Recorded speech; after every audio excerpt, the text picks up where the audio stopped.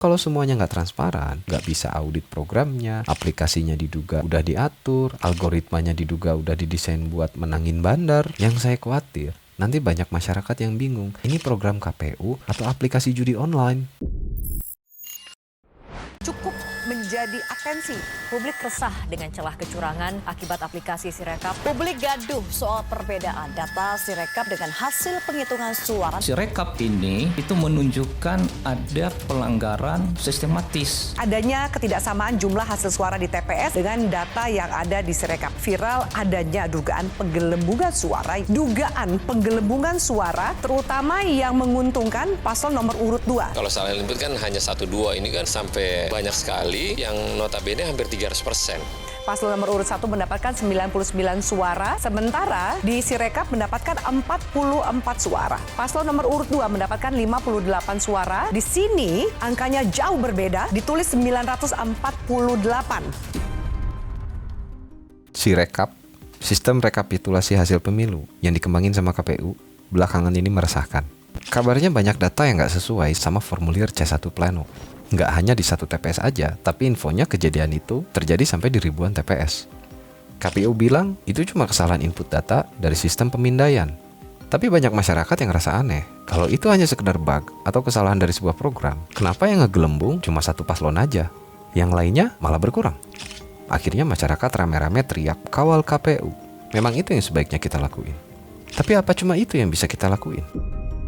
Ini menarik kalau kita lihat dengan konsep berpikir gunung es. Sedikit penjelasan bahwa konsep ini pertama kali diperkenalkan di dunia penulisan. Theory of Omission atau Theory of Iceberg yang pertama kali diperkenalkan sama seorang penulis dari Amerika Serikat yang namanya Ernest Hemingway. Inti dari teori ini adalah sebuah konsep melihat suatu narasi atau peristiwa atau kejadian dengan sudut pandang bahwa yang terlihat itu baru 10% dari permukaan yang terlihatnya aja, belum secara keseluruhan. Sedangkan 90% lainnya masih tersembunyi dan perlu kita eksplorasi. Konsep ini, walaupun awalnya berasal dari bidang penulisan, akhirnya banyak dipakai dan diaplikasiin di bidang lainnya, seperti kriminologi, antropologi, dan juga psikologi. Secara hakikat, kita bisa pakai konsep berpikir gunung es ini supaya kita nggak hanya fokus sama cerita-cerita yang terbaca dan terlihat di permukaannya aja. Padahal justru mungkin sesuatu yang tersembunyi dan yang nggak kelihatan itu justru lebih besar dan lebih banyak dan lebih mengerikan mungkin daripada apa yang sementara ini kita lihat. Sekarang kita bakal coba deep dive atau terjun lebih dalam lagi untuk bisa ngeliat turunan pertanyaan dari substansi masalah itu dengan perspektif yang lebih dalam. Kita bakal ngejelajahin pertanyaan-pertanyaan apa aja yang mungkin perlu KPU jelasin ke masyarakat atau masyarakat perlu tanyain ke KPU yang selama ini mungkin belum jelas atau mungkin belum sempat ditanyain. Kalau dari rekan-rekan ada yang tahu jawabannya atau mau saling berbagi informasi, silakan berbagi di kolom komentar. Tapi sebelum lanjut, saya mau ngingetin dulu bahwa video ini tidak memihak atau menyudutkan pihak manapun, tapi sekedar bentuk eksplorasi pikiran di dalam sebuah kegelapan. Jadi kalau kita petain dengan gambar gunung es ini, semua yang disebutin di atas seperti kesalahan input, kekeliruan input, dugaan algoritma penggelembungan suara salah satu paslon, mungkin itu baru yang terlihat di permukaan. Kalau kita coba menyelam ke dalam, seenggaknya ada 3 hal yang bakal kita eksplorasi, yaitu tentang teknologi, cara kerja, dan jaminan keadilan. Kita masuk ke area teknologi. Cara kerja Sirekap adalah menggunakan teknologi AI. Sistem ini bisa mengenali pola dan juga tulisan tangan. Pertanyaan pertama adalah, kenapa AI?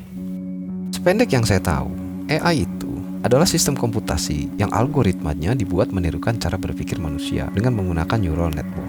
Berbeda sama algoritma program konvensional yang cuma bisa input dan output data sesuai dengan format. Selain teknologi AI ini belum sempurna, sifat AI itu kreatif. Beda dengan program konvensional yang sifatnya formatif.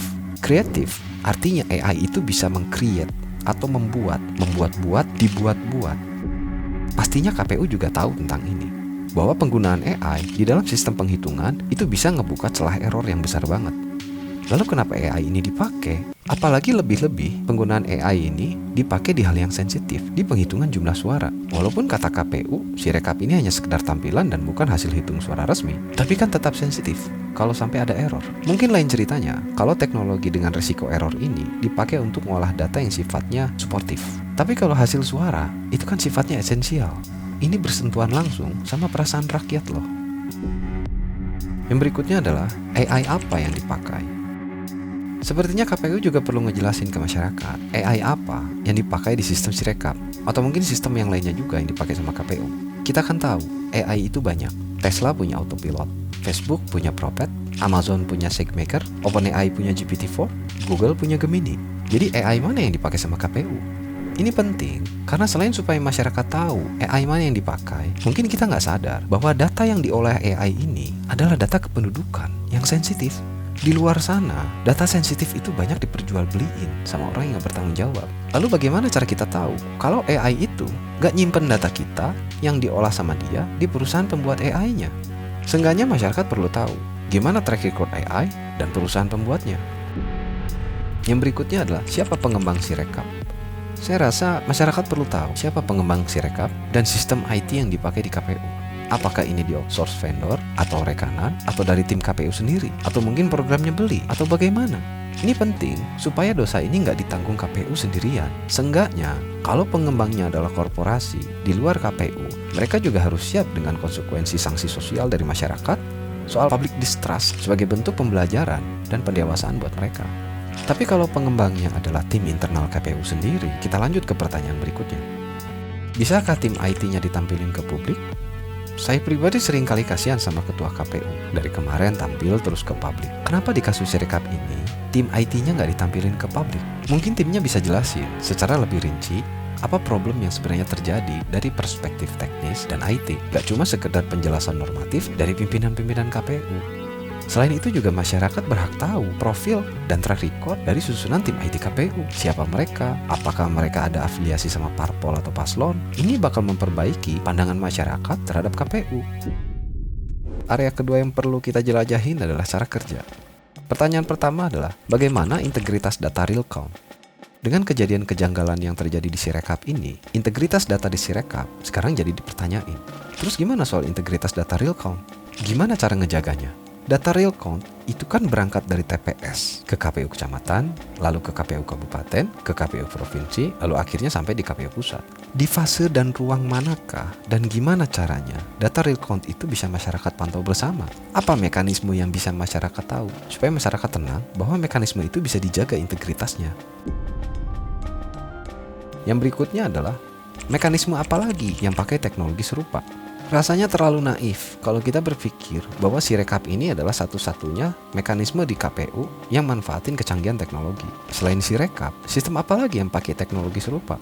Apa bentuk transparansinya ke masyarakat? Karena kalau Sirekap aja bisa error, bukan nggak mungkin loh sistem yang dipakai di mekanisme lainnya juga bisa error. Pertanyaan ini penting buat dijawab sama KPU, buat bahan pengetahuan masyarakat, dan juga pengembalian kepercayaan publik buat KPU. Pertanyaan berikutnya adalah, gimana pembuktian data real count untuk kasus serupa?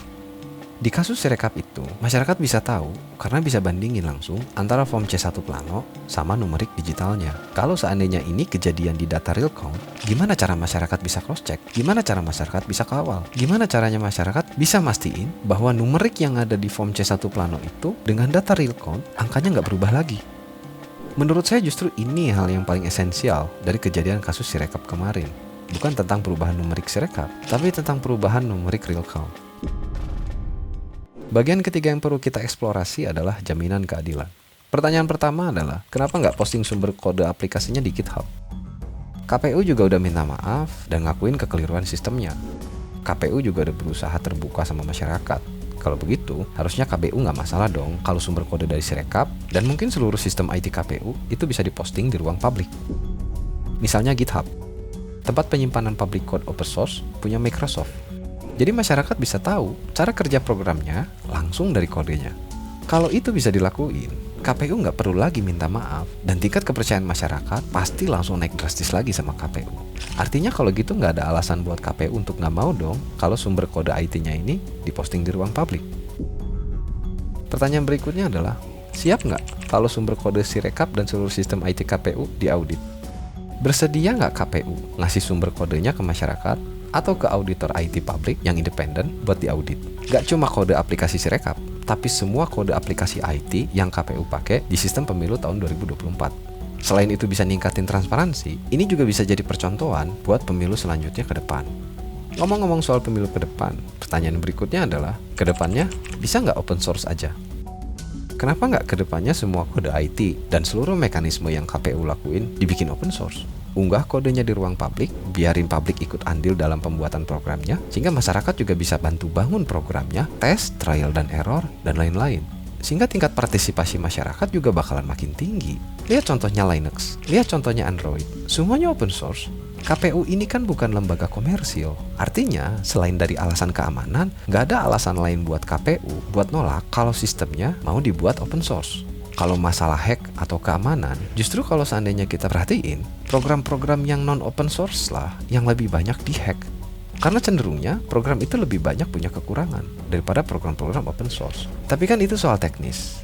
Tapi yang nggak kalah penting adalah soal moral dan soal etis. Kepercayaan masyarakat, menurut saya, jauh di atas segalanya. Kalaupun datanya sudah sesuai, tapi masyarakat nggak percaya lagi sama KPU, mau gimana? Toh pada akhirnya laporan kejanggalan Sirekap sebagian udah dilaporin. KPU juga udah klarifikasi dan minta maaf. KPU juga udah ngakuin kalau ini kekeliruan sistem. Tapi menurut perspektif saya, secara pribadi, ya kita fair aja. KPU juga sebaiknya bisa lebih sensitif. Secara common sense, kepercayaan masyarakat yang selama ini udah rendah, itu jadi tambah rendah dengan adanya kasus ini. Seenggaknya yang saat ini bisa dilakuin KPU adalah ngejaga integritas data supaya bisa ngasih ketenangan ke masyarakat. Karena kalau semuanya nggak transparan, nggak bisa audit programnya, aplikasinya diduga udah diatur, algoritmanya diduga udah didesain buat menangin bandar. Yang saya khawatir, nanti banyak masyarakat yang bingung, ini program KPU atau aplikasi judi online. Masih di overthinking? Ini perspektif. Apa yang kita lihat tergantung di mana kita berdiri. Ketemu lagi di video berikutnya. Stay over, keep thinking.